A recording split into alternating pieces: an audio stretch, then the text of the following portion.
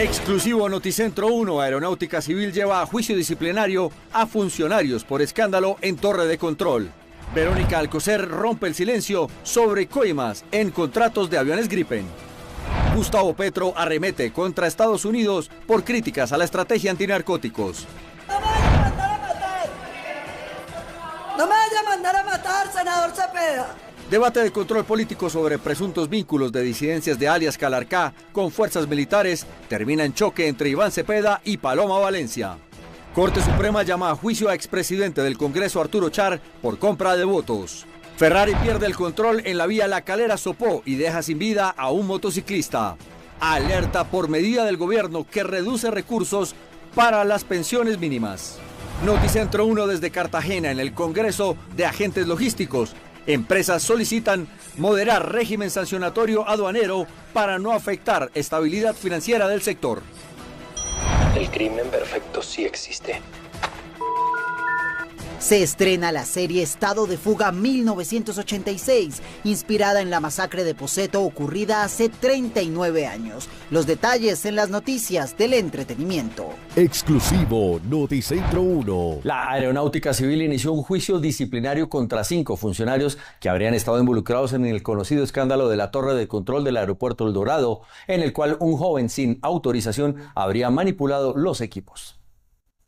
Noticentro 1 conoció en exclusiva que la Aerocivil citó a juicio disciplinario a 5 funcionarios que estuvieron involucrados en el escándalo donde joven operó torre de control sin ningún permiso en el aeropuerto El Dorado el pasado 21 de julio. La Aerocivil calificó el episodio como una violación directa a la normativa aeronáutica ocurrida en el aeropuerto más importante del país. La decisión precisó que la formulación de cargos irá en contra de Antonio Díaz y Mauricio Ferrer, quienes eran controladores de tránsito aéreo de grado 9, así como Andrés Chavarro Santana, controlador grado 15. En el caso de Díaz, Ferrer y Chavarro serán llamados a juicio disciplinario por haber vulnerado de manera injustificada la seguridad operacional y la normativa aeronáutica. Las investigaciones continúan y se espera que en los próximos días se conozcan nuevas decisiones dentro de este proceso disciplinario. La Aerocivil calificó el episodio como una violación directa a la normativa aeronáutica ocurrida en el aeropuerto más importante del país. Noticia en desarrollo. La primera dama, esposa del presidente Gustavo Petro, reapareció desde Suecia, donde afirmó no tener vínculos con un contrato con la empresa Saab. La esposa del presidente Gustavo Petro, Verónica Alcocer, ha sido vista saliendo de tiendas de lujo y frecuentando la alta sociedad en Suecia. La polémica la ha obligado a romper su silencio. La señalan de interferir y beneficiarse de un contrato de 16.5 billones de pesos con una empresa sueca. Duele profundamente cuando la persecución y la calumnia intentan quebrar la verdad, la justicia y un buen nombre. Duele cuando, aún conociendo los hechos, persisten los señalamientos. La empresa Saab, que firmó el contrato con Colombia para la compra de 17 aviones Gripen, salió a señalar que no hubo participación de personas externas o intermediarios en el proceso. Según el diario local sueco Expressen, Alcocer tiene una vida de lujo y frecuenta espacios únicamente de la alta sociedad de ese país. Sobre este tema, sigue sin referirse directamente a los cuestionamientos de su estilo de vida, mientras que el presidente Petro ha negado que Alcocer use recursos públicos para su estancia en Suecia. El presidente Gustavo Petro arremetió contra Estados Unidos por sus críticas a la lucha antinarcóticos de Colombia. También se refirió a la posibilidad de ataques en suelo colombiano, que fue mencionada por el presidente Donald Trump. Petro aseguró que se ha derramado demasiada sangre en América Latina para que se diga que no se ha luchado contra el narcotráfico. Sangre y sangre por luchar contra el narcotráfico desde hace medio siglo. Para que los berracos gringos no se metan tanta cocaína en la cabeza. Además, señaló que está dispuesto a dialogar con cualquier país, pero no bajo amenaza. Es que aquí defendemos la soberanía con nuestra vida y que advertimos que Colombia no se deja amenazar. También se refirió a las ejecuciones extrajudiciales que se ha llevado a cabo desde Estados Unidos en el Caribe, en ataques contra presuntas narcolanchas. Equivocados o no, son nuestros ciudadanos y ciudadanas. Y si tienen que ir ante un juez, que vayan. Pero en Colombia no hay pena de muerte. El presidente Petro se refirió a este tema durante una ceremonia de oficiales en la Escuela Militar José María Córdoba en Bogotá. Tensión política entre la bancada de gobierno y la oposición. Esto luego de un debate de control político en el Congreso de la República en contra del ministro de la Defensa Nacional, Pedro Sánchez. En el Senado de la República se desarrolló el debate de control político al ministro de Defensa y el director de la Unidad Nacional de Protección sobre los presuntos vínculos de las disidencias de alias Calarcá con las fuerzas militares. Sin embargo, terminó en tensiones, luego de que la senadora Paloma Valencia señalara al senador del Pacto Histórico, Iván Cepeda. Miren, aquí adelante, el buen amigo del senador Iván Cepeda, el doctor Iván Velázquez, Mindefensa, nombra a toda esta gente bonita que ayudó en la campaña en el gobierno. Muchas acusaciones sin ningún sustento, mucho chisme. No me vaya a mandar a matar. No me vaya a mandar a matar, senador Cepeda. Moción de orden para la senadora Paloma Valencia. Aquí tiene que haber un respeto por los debates. Minutos después, el ministro de Defensa respondió a la razón de la citación del debate, asegurando que jamás daría ni aceptaría una orden ilegítima. A la edad de 23 años recibí el primer disparo cerca a mi cabeza. Desde allá he venido dando absolutamente todo por la patria y jamás aceptaré una orden ilegítima, ni tampoco la daré. El director de la UNP criticó a la Fiscalía por la demora en revisar los archivos recopilados de los equipos de alias Calarcá. Además, algunos congresistas pidieron al gobierno retirar el proyecto de ley de sometimiento. Abelardo de la Espriella oficializó hoy su candidatura presidencial con la entrega de más de 5 millones de firmas en la Registraduría Nacional. Allí aseguró que presentará más firmas en los próximos días y ratificó su promesa de ganar en primera vuelta. El abogado Abelardo de la Espriella oficializó este jueves su aspiración a la presidencia de la República para las elecciones de 2026. 4.870.000 firmas, sin dádivas, sin presiones, con afecto, con fervor, con devoción. Aquí no hay bodegas. De la Espriella reiteró que su candidatura está abierta a alianzas con otros candidatos. Aquí caben todos los demócratas. Aquí no caben Petro, Cepeda y sus cómplices en la destrucción de Colombia. En medio del anuncio, el candidato se refirió a las advertencias del expresidente Álvaro Uribe, quien aseguró que de la Espriella podría enfrentar problemas judiciales por actuaciones del senador Iván Cepeda. Ese es el modus operandi del doctor Cepeda, visitar cárceles para encochinar al presidente Uribe y para encochinarme a mí, que lo haga. Se equivocan conmigo, yo estoy hecho de otro material. A mí no me arredran, a mí no me asustan. Yo llegué tarde a la repartición del miedo y a Cepeda lo voy a enfrentar y lo voy a derrotar con el concurso del pueblo colombiano. Por ahora, de la Espriella espera consolidarse como una de las figuras de mayor protagonismo en esta contienda. En la tarde de este jueves se conoció que la Corte Suprema de Justicia llamó a juicio al expresidente del Congreso, Arturo Char, esto por presunta compra de votos. El escándalo por la compra de votos en la costa atlántica que se conoció tras la captura de la excongresista Aida Merlano continúa su tránsito en la justicia y la Corte Suprema decidió llamar a juicio al expresidente del Senado Arturo Char por los delitos de concierto para delinquir y corrupción al sufragante. Char tendrá que responder por hacer parte presuntamente de un acuerdo delictivo para comprar votos en Atlántico en octubre de 2017 desde la sede política de Merlano, la Casa Blanca. Pese a la orden de captura contra Char, el excongresista está libre desde enero de 2024. En los próximos días se dará inicio formal al juicio contra el exparlamentario. El Contralor General Carlos Hernán Rodríguez aseguró que el Gobierno Nacional se comprometió hoy a entregar toda la contratación sobre la compra de los aviones Gripen. Tras una reunión entre el ministro de Defensa y el Contralor General, el gobierno acordó entregar toda la información, incluida la reservada, sobre la contratación de los aviones Gripen.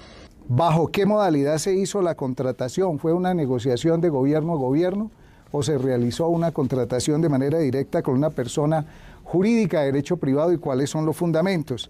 ¿Cuál es el costo de la operación por hora de los aviones Gripen? El Contralor señaló que la información también será entregada a la Procuraduría General. Voy a conversar con el señor Procurador General de la Nación igualmente, porque la Procuraduría ha solicitado también información. Considero que esta misma se debe retroalimentar y con base a ello expresar y manifestar más o menos dentro de estas condiciones que les he dado, cuáles fueron los procedimientos adelantados por el gobierno para realizar esta contratación. La Contraloría busca determinar si se cumplieron todos los requisitos de ley con el convenio para la adquisición de la flota de aviones. No se define la reforma tributaria del presidente Gustavo Petro en el Congreso de la República. Diferentes políticos se preguntan si esto estaría buscando una emergencia económica en Colombia. Las comisiones económicas conjuntas volvieron a quedarse sin quórum, esta vez durante la votación de la ponencia positiva de la Ley de Financiamiento del Gobierno Nacional, que busca recaudar más de 16 billones de pesos. La ausencia de congresistas volvió a ser en la Comisión Cuarta de la Cámara de Representantes. Quieren seguir dilatando este debate y no es la manera. Desafortunado para el país y para la democracia que jueguen con jugaditas el Gobierno Nacional y los congresistas aliados al gobierno. Alertan de que la estrategia del gobierno sería dilatar la discusión para sacar un decreto de emergencia económica. Dígale al país si esa es la intención que usted tiene, ministro. Dilatar, echarle la culpa al Congreso de la República para luego meternos un decreto. Minutos antes, el ministro de Hacienda mostró inconformidad frente a la intención de algunos congresistas de hundir la iniciativa. Aquí lo que se está buscando es una simple, clara y evidente vendetta con el gobierno nacional. Díganlo claramente. Digámoslo y hablemoslo claramente. En la votación de la última ponencia de archivo, que finalmente fue negada, sorprendió el voto del senador y presidente de la Comisión Tercera de Senado, Jairo Castellanos, quien, pese a firmarla y advertir que el país no estaba para otra reforma tributaria, terminó por no apoyarla. La próxima semana continuará la votación de la ponencia positiva. Fue demandado el decreto con el cual el gobierno Petro buscaría crear una JEP especial para investigar los hechos ocurridos entre 2019 y 2021, puntualmente durante el llamado estallido social. La senadora y también precandidata presidencial del Centro Democrático, Paula Holguín, demandó ante el Consejo de Estado el decreto 1190 del 12 de noviembre del 2025, con el que el gobierno pretendería crear un comité ad hoc de expertos para el esclarecimiento de los hechos ocurridos en el estallido social. Asegura que fue expedido sin competencia. Esto solo se puede hacer a través del Congreso de la República. Y dos, falsa motivación porque Petro dice que lo hace en cumplimiento a la sentencia 7641 de la Corte Suprema de Justicia, que en ningún momento ordena la conformación de esta comisión. Esperemos que no sea una estrategia para volver con ese discurso de odio y división de lo que ellos eufemísticamente llaman estallido, que fue la toma terrorista de las ciudades con fines políticos. La demanda de la congresista también solicita la suspensión provisional del decreto. Hace 2 días se decía que saldría del gobierno del presidente Gustavo Petro la directora del DAPRE, el Departamento Administrativo de la Presidencia. Sin embargo, un día después de que ingresaron a su vivienda y se llevaron diferentes documentos, se anunció que no saldrá del gobierno. En medio de las tensiones entre Angie Rodríguez y el presidente Gustavo Petro, que escalaron luego de que ella ordenara retirar la hoja de vida de Maecha, ex subdirector del DAPRE y cercano al ministro de Salud Guillermo Alfonso Jaramillo, de un proceso en una entidad de Hacienda, fuentes cercanas a la Casa de Nariño aseguraron que Rodríguez permanecería como directora del DAPRE, pues no hace mucho el presidente le habría solicitado su renuncia, como ella misma lo manifestó, pero hasta la fecha el presidente no ha presentado ninguna renuncia formal por escrito respecto a la funcionaria, que continúa encomendándole responsabilidades dentro del gobierno. Todo ocurre mientras Rodríguez denuncia públicamente que desconocidos ingresaron a la casa de sus padres y se llevaron documentos personales que, según ella, podrían usarse para montajes en su contra. Paralelamente, fuentes en la Casa de Nariño afirman que Rodríguez ha seguido entrando a su antigua oficina y dando órdenes, e incluso habría intervenido en el nombramiento de Lina Marcela Moscote, una de sus amigas, en un cargo de alto nivel. Esta situación ha generado preocupación en el Palacio, donde temen riesgos por la seguridad presidencial, el manejo de información sensible y la continuidad de nombramientos dentro del DAPRE. El polémico autodenominado pastor Alfredo Saade regresa al gobierno Petro. Esta vez lo hará como embajador de Colombia ante Brasil, donde ya cuenta con el beneplácito. Saade volverá al gobierno Petro como embajador en Brasil. Salió del gabinete Petro, suspendido por Procuraduría en el caso del nuevo esquema de pasaportes. Cuenta con el beneplácito del gobierno de Lula da Silva y su hoja de vida ya fue publicada en Presidencia. Como jefe de gabinete fue abucheado en el Congreso, después de salir vitoreando reelección. Luego intentó buscar la candidatura presidencial por el pacto y ni siquiera fue tomado en cuenta para la consulta interna. Además, no tiene ninguna experiencia en cargos diplomáticos. Indignación. Luego de conocerse la muerte de 2 menores de edad en Bogotá por haber consumido unas frambuesas, se reveló que una mujer sería la responsable y las habría intoxicado con una sustancia letal. Un giro inesperado dio la muerte de las menores Emilia Forero e Inés de Bedut, que fallecieron el pasado mes de abril en Bogotá al ingerir unas frambuesas, lo que en un inicio se pensó que fue causa de una intoxicación con talio, un metal altamente tóxico, tomó otro rumbo, cuando la investigación de la Fiscalía señaló directamente a Zulma Guzmán Castro, una mujer que tuvo cercanía con la familia Bedut y quien luego de lo sucedido salió de Colombia hacia Argentina y, según información, se ha desplazado por Brasil, España y Reino Unido.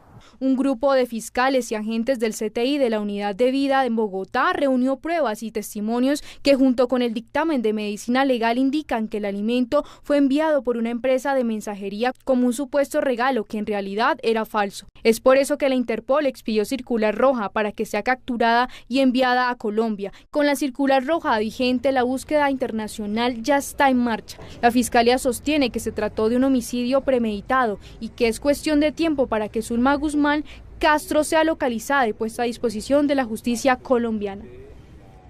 Un lamentable accidente de tránsito se presentó hoy en la vía que conecta a La Calera con Sopó. Un Ferrari fuera de control terminó embistiendo un grupo de motociclistas y ciclistas, dejando un trágico saldo de una persona muerta. El conductor por ahora se encuentra en libertad.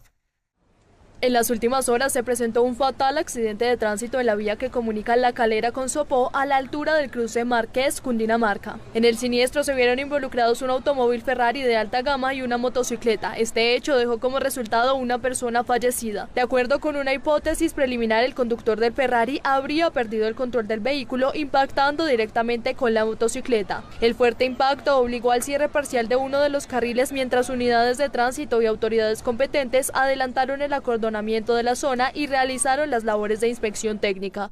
Noticentro 1 conoció que el conductor de este vehículo quedó en libertad, sin embargo se encuentra vinculado a las investigaciones mientras avanza el proceso para determinar cuáles fueron las causas de este fatal siniestro. En el departamento de Antioquia, las autoridades adelantan diferentes operativos. En las últimas horas fueron abatidos 5 presuntos guerrilleros. Entre los 5 abatidos se encuentra alias Rico, principal cabecilla del grupo armado El Clan del Oriente. Por él, las autoridades mantenían vigente una recompensa de hasta 500 millones de pesos. A través de su cuenta en X, el ejército reveló detalles de algunos de ellos. Además, 3 de estos sujetos serían responsables del asesinato de un menor de 13 años el pasado 18 de octubre en zona rural del municipio de Nariño, a quienes se les incautó el arma con la cual habrían cometido este homicidio. El ejército confirmó que en esta operación se frustró un atentado en zona rural del municipio de Nariño. Las autoridades confirmaron que en la zona continúa la presencia de tropas del ejército. En Popayán fue capturado un cabecilla de las disidencias de las FARC, quien al parecer estaba conformando una célula urbana en esa región para lanzar ataques contra la fuerza pública. La policía, en articulación con la fiscalía, logran la captura en zona rural de Popayán de alias Cristian, cabecilla raer de gran importancia para el Frente Carlos Patiño de las FARC. El operativo se ejecutó en la vereda Cajete de la comuna 9 de Popayán. Según las autoridades, tiene un prontuario delictivo de 10 años en las filas guerrilleras. Alias Cristian habría participado en la inauguración del puente vehicular sobre el río Micay en la zona rural del Tambo Cauca, con presencia de estructuras armadas ilegales, y se le atribuye la participación en el ataque armado el 6 de septiembre del año 2023 contra unidades del Ejército Nacional en el corregimiento de Puerto Rico, Argelia, donde se emplearon hostigamientos y drones con artefactos explosivos, resultando 5 soldados heridos y el hurto de material de guerra.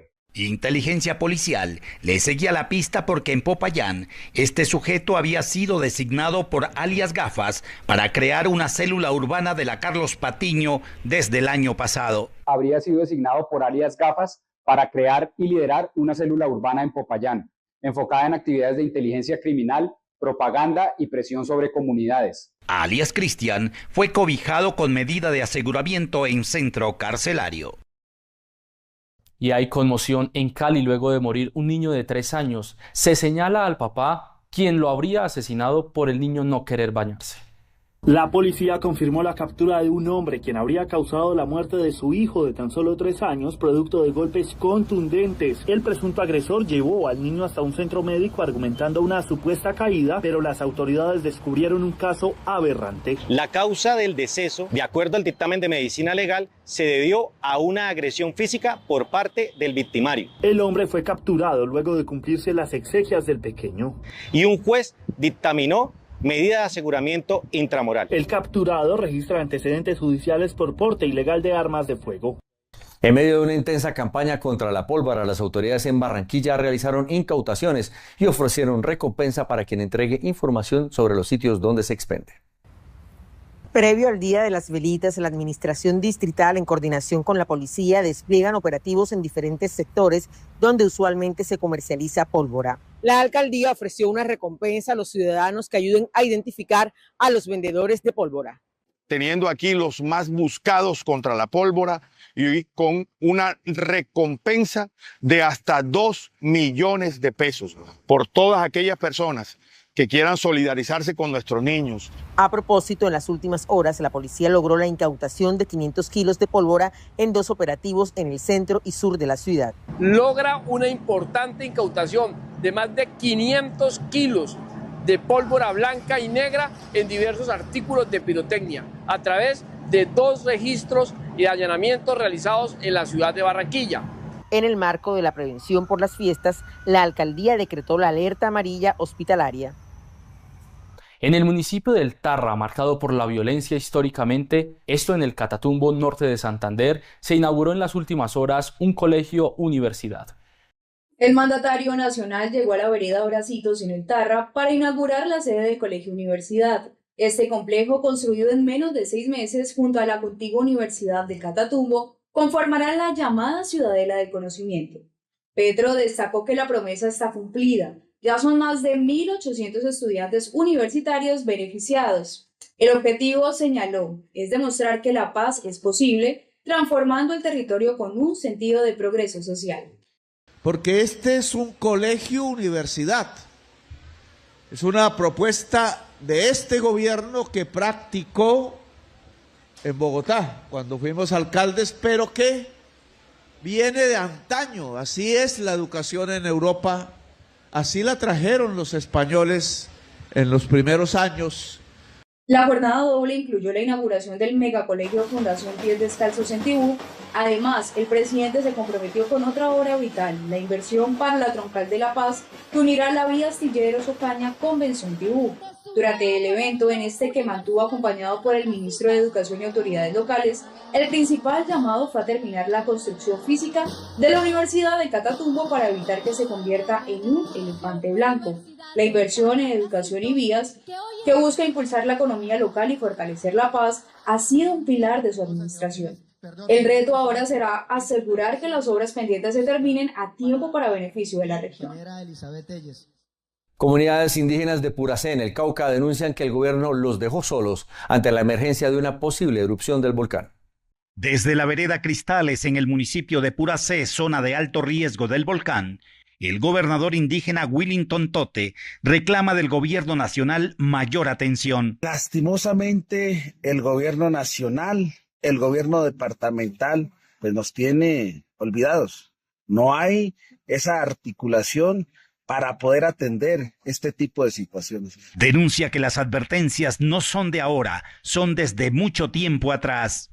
Hace un mes aproximadamente de día está construido los albergues y hace más de un mes debería el INVIAS haber empezado a organizar las vías donde teníamos que evacuar. No le han prestado atención y desde el año 2022 la actividad del volcán ha ido cada vez aumentando.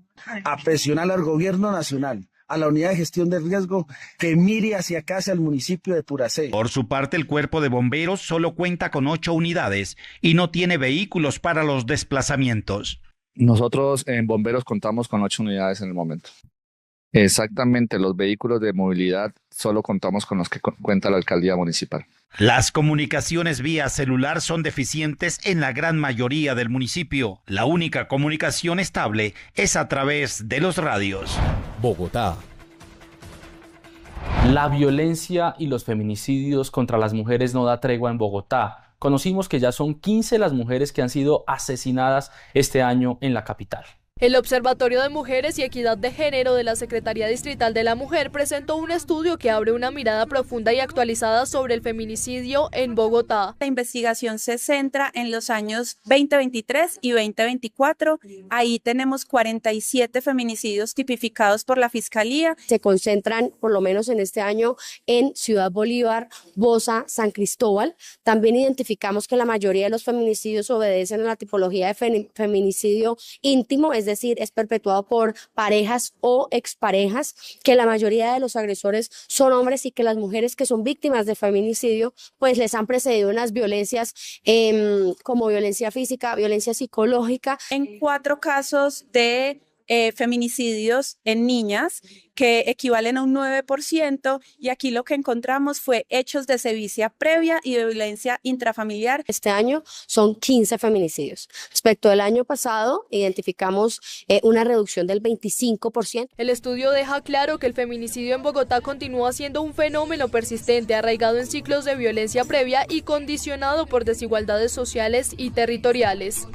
El segundo implicado en el crimen del joven Jean-Claude Bossard en el norte de Bogotá durante un atraco ya tenía antecedentes y había sido liberado recientemente, según las autoridades.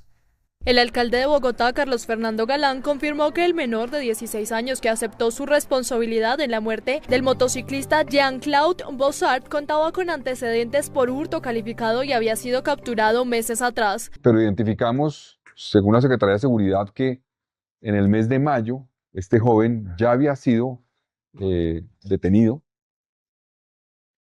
por un caso de hurto calificado, que implica que es un hurto en el cual en general hay algún grado de violencia, usualmente la utilización de armas. El alcalde señaló que el joven había sido aprehendido y luego recibió sanciones con libertad vigilada. Siguió el proceso en libertad vigilada, y luego fue sujeto de una sanción de libertad vigilada también por 8 meses, que fue impartida el pasado mes de octubre. El alcalde Galán señaló que la lucha contra la inseguridad requiere actuar en la revisión del marco jurídico, pues advirtió que 7 de cada 10 personas capturadas quedan en libertad. En nuestras noticias económicas les contamos que hay alerta económica por diferentes proyectos que cursan en el Congreso de la República. Los gremios dicen, abro comillas, régimen sancionatorio asfixia las empresas. Vamos a esta hora en vivo y en directo con nuestro compañero y editor económico Freddy Gómez. Freddy, bienvenido y cuéntenos detalles de este congreso logístico allí en la ciudad amurallada.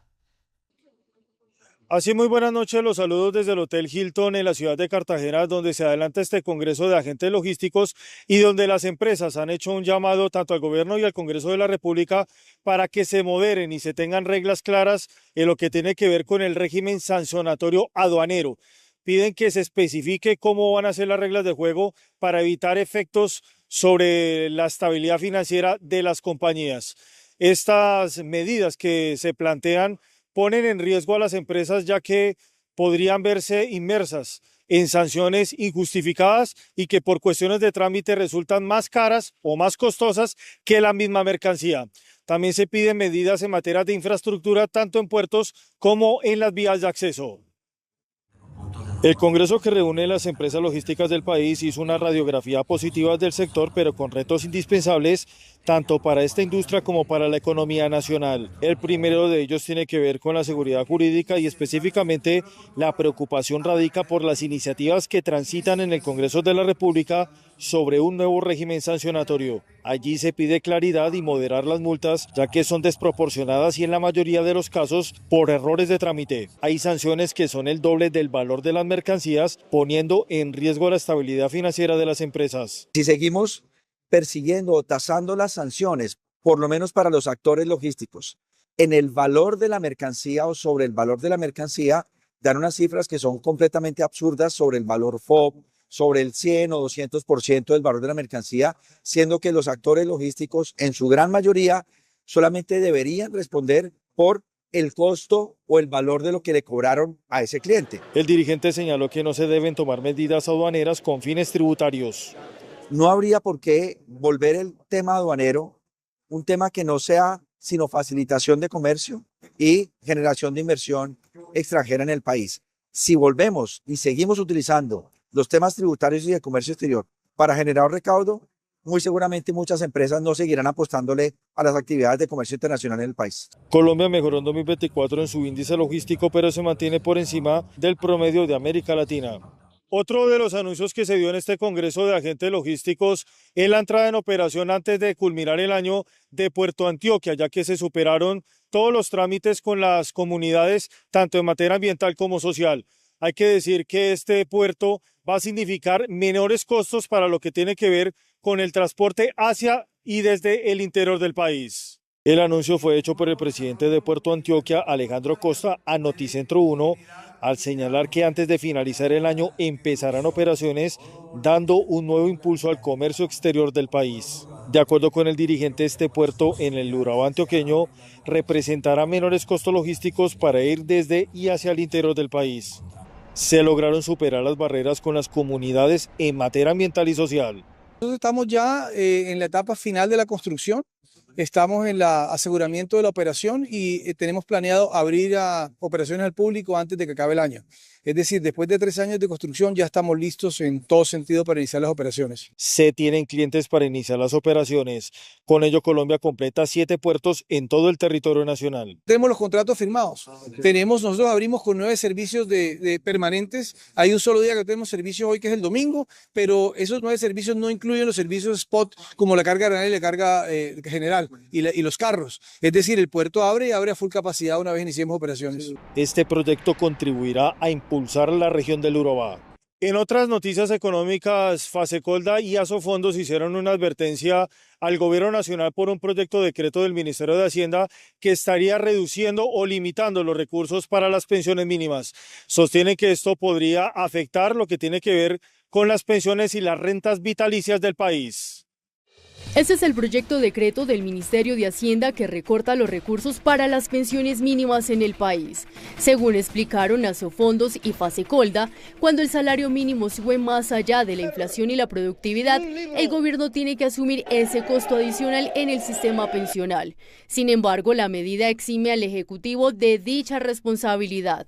Pero al no contarse con esos recursos se afecta directamente las rentas vitalicias, que en últimas significará menores pensionados. El gobierno ha propuesto un proyecto que modifica la fórmula y los parámetros para calcular esa cobertura, y lo que nos preocupa o lo que queremos compartir con ustedes es que esa propuesta haría inviable tanto el seguro previsional como las rentas vitalicias de vejez. También se tiene un impacto sobre el seguro previsional, que es el de protección por accidente o muerte, lo que va a desestimular las pólizas por parte de las aseguradoras. Habrá menor número de pensionados en Colombia. Segundo, aquellos que se logren pensionar, se pensionarán con menos mesadas. Tercero, se pone en riesgo el financiamiento del seguro que cubre a los discapacidad, de invalidez y de muerte. ¿De acuerdo? Entonces, las familias colombianas, los trabajadores colombianos, tendrían una reducción en la protección social que hemos tenido al menos en los últimos 10 años. Ambos gremios rechazan el proyecto de decreto y llaman al gobierno a estudiar el tema en una mesa técnica. También se dieron a conocer detalles de lo que tiene que ver con los proyectos de las energías renovables, donde Ser Colombia, que es uno de los gremios que manejan las empresas de este sector, es que 25 proyectos lograron entrar en 2025, lo que aumentará la generación de energías alternativas, beneficiando lo que tiene que ver con la autosuficiencia energética del territorio nacional. En Colombia este año entraron en operación 25 proyectos de energía renovable y elevaron al 13% la participación de estas fuentes en la generación eléctrica, cuando hace 2 años era solo del 2,5%. El país superó los 2 gigavatios en proyectos de mediana y gran escala y asimismo duplicó su capacidad distribuida. Además, el 71% de los 925 megavatios nuevos provienen de empresas que invirtieron por primera vez en Colombia. El gremio advierte que aún vamos a mitad de camino y que para evitar un déficit energético entre 2027 y 2028, el país deberá triplicar su capacidad renovable. Debemos tener en cuenta que el consumo creciente de energía de los colombianos pues requiere triplicar las inversiones logradas hasta el momento y terminar las decisiones regulatorias claras y claves que hacen falta. Colombia necesita decisiones rápidas para asegurar la energía a los colombianos.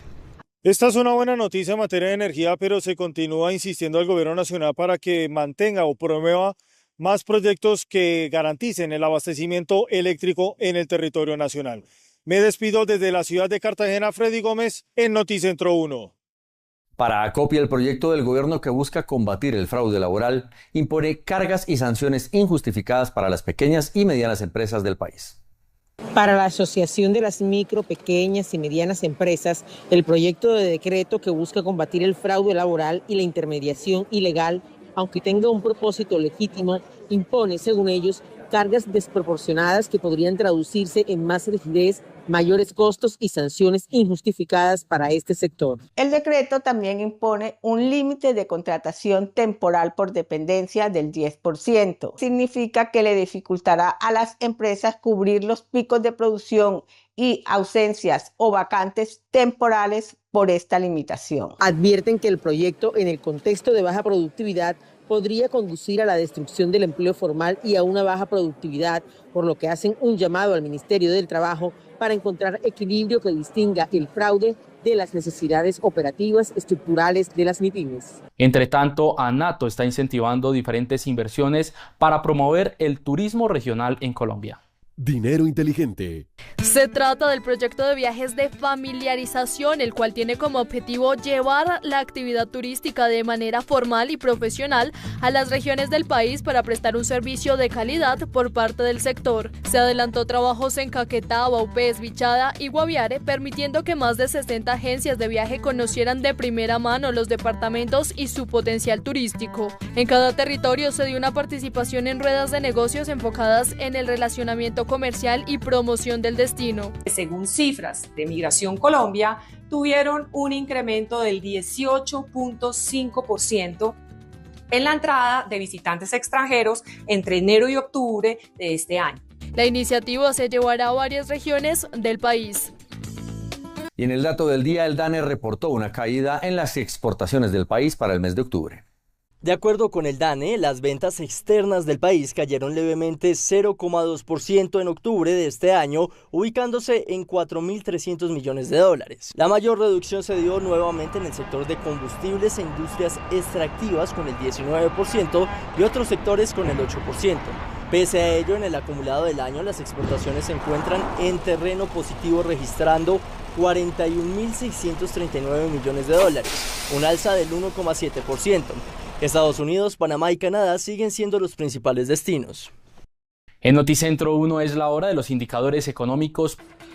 La tasa representativa del mercado que regirá para mañana viernes será de 3.757 pesos con 92 centavos. Los profesionales del cambio compran la divisa en promedio entre 1.770 pesos y la venden entre 1.820 pesos.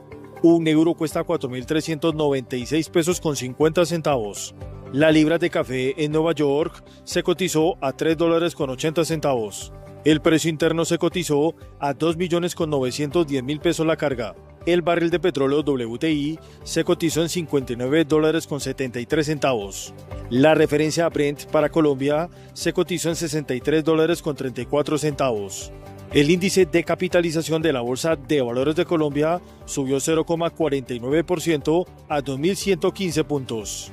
La noticia saludable del día. El suplemento de creatina, históricamente asociado al aumento de masa muscular y la fuerza en atletas, está redefiniendo su papel en la salud humana. Investigaciones recientes confirman que sus beneficios van mucho más allá del gimnasio, revelando un impacto directo y positivo en las funciones cognitivas. Este es uno de los compuestos más exhaustivamente estudiados en el mundo de la nutrición deportiva, demostrando ser seguro y altamente eficaz para quienes realizan actividad física de alta intensidad, consolidando su reputación científica.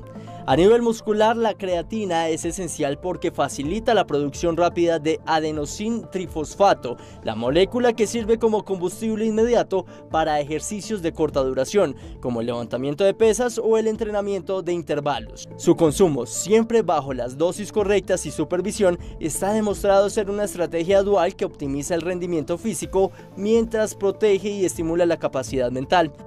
El 4 de diciembre de 1986, Colombia se horrorizó con la masacre ocurrida en el restaurante Poseto en el oriente de Bogotá, donde se estima murieron a manos de un veterano de guerra cerca de 22 personas, esto sumado a otros crímenes cometidos previo a su llegada al lugar.